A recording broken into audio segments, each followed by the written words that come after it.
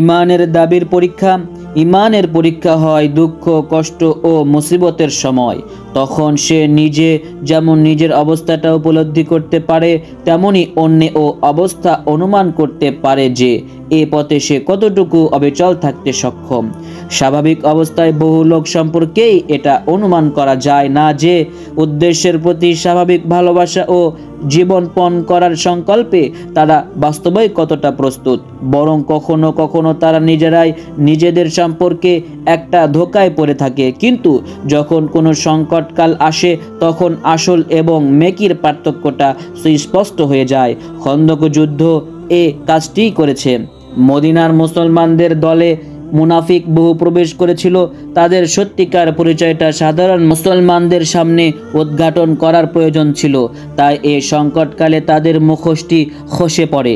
ক্রমাগত পরীক্ষা খনন করা, খানা পিনা ও আরাম আয়েশ ত্যাগ করে রাত দিন একাকার করে দেয়া, একটি বিরাট বাহিনীর মোকাবিলার জন্য জীবন হাতে নিয়ে তৈরি থাকা, সর্বোপরি ২০-২২ দিন পর্যন্ত ক্রমাগত ভীতি এবং শঙ্কার মধ্যে রাতের ঘুম ও দিনের বিশ্রাম হারাম করা কোনো সহজ কাজ ছিল না।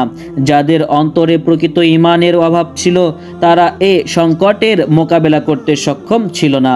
তাদের অনেকেই বরং বলতো, আল্লাহ ও তার রাসূল আমাদের কাছে বিজয় এবং সাহায্যের যে প্রতিশ্রুতি দিয়েছিলেন তা নিছক একটি ধোঁকা মাত্র।